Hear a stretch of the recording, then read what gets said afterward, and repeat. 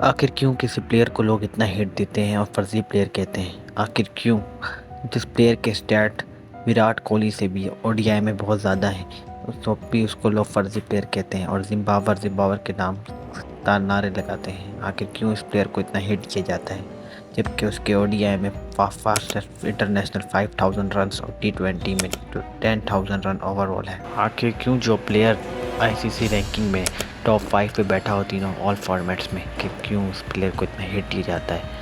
Bilateral series में तो बाबर आजम का कोई मुकाबला नहीं है क्योंकि उन्होंने काफ़ी तेज़ी से रन्स बनाए हैं बायलैटरल सीरीज में, लेकिन क्या मेजर टूर्नामेंट्स में बाबर आजम इस तरह कामयाब हो पाए हैं जैसे उन बायलैटरल सीरीज में रन्स हैं?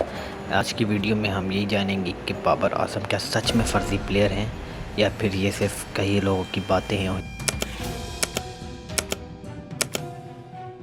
बाबर आजम का डेब्यू हुआ 2015 में जिम्बाब्वे के खिलाफ।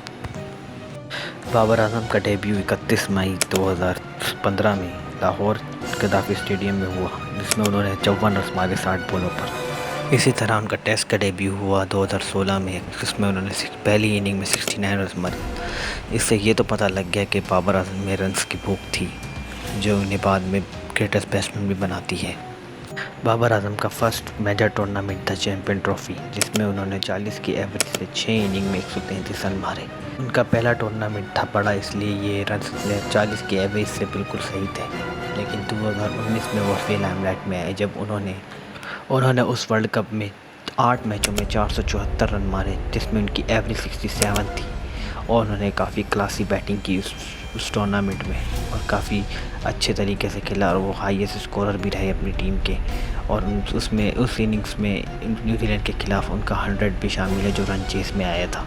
उसी साल सरफराज अहमद को कैप्टनसी से हटाकर बाबर आजम को तीनों गवर्नमेंट की कप्तानी दे दी गई।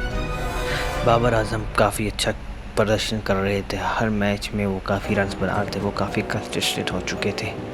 और विराट कोहली का दूसरी तरफ डाउनफॉल चल रहा था, विराट कोहली को पीछे छोड़ते जा रहे थे, बाबर आजम नंबर 1 रैंकिंग पर पहुंच चुके थे। अब आता है 2021 T20 वर्ल्ड कप 2021 इन UAE। बाबर आजम वो टूर्नामेंट भी बहुत अच्छा किया, उन्होंने 6 मैचेस में 303 रन 60.6 की एवरेज से मारे, जो किसी भी T20 वर्ल्ड कप में किसी बैट्समैन के सबसे ज़्यादा रन्स थे। इन मैचेस में उन्होंने इंडिया के खिलाफ शानदार 75 रन की बारी खेली और पाकिस्तान को 10 विकेटों से फतह भी दिलवाई, और वो हिस्ट्री की फतह थी क्योंकि पाकिस्तान वर्ल्ड कप में इससे पहले इंडिया से एक मैच भी नहीं जीता था। फिर आता है साल 2022, जिसकी शुरुआत तो बाबर आजम ने न्यूजीलैंड के खिलाफ सेंचुरी मारी थी बायलैटरल सीरीज में, लेकिन वर्ल्ड कप में उन्होंने कुछ खास नहीं कर पाए। 7 इनिंग में उनके 124 रन थे और सिर्फ 17 की एवरेज थी। बड़े टूर्नामेंट, अच्छे टूर्नामेंट गुजरने के बावजूद बाबर आजम इस टूर्नामेंट पे फ्लॉप हो गए। उन्होंने इस टूर्नामेंट में एक ही बड़े मैच सेमीफाइनल में न्यूजीलैंड के खिलाफ 50 रन की शानदार बारी खेली थी, लेकिन उसके अलावा पूरे टूर्नामेंट में वो फ्लॉप रहे।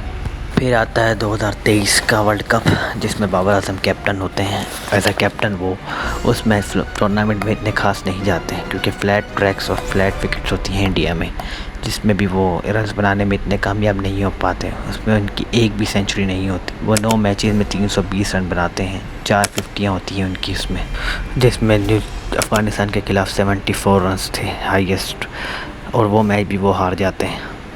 बाबर आजम को उनकी टीम पूरी तरह इस टूर्नामेंट से बाहर हो जाती है।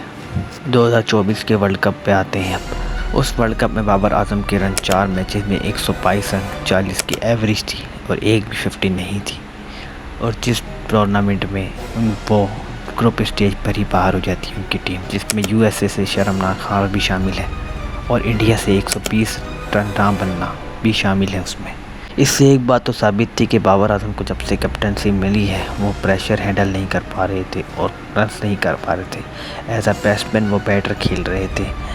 स्टेट मैंने आपके सबके सामने रख दिए हैं। अब आप भी कमेंट्स में बताएं कि बाबर आजम फर्जी प्लेयर है या नहीं। बाबर आजम क्या सच में है ओवररेटेड है या फिर ये सिर्फ एक इल्ज़ाम है? कमेंट्स में बताइएगा। तब तक मिलते हैं अगली वीडियो में। आप मेरे चैनल पर नए हैं तो चैनल को लाइक और सब्सक्राइब कर दीजिए अगर आपको थोड़ी सी वीडियो अच्छी लगी हो तो। Take care, bye bye.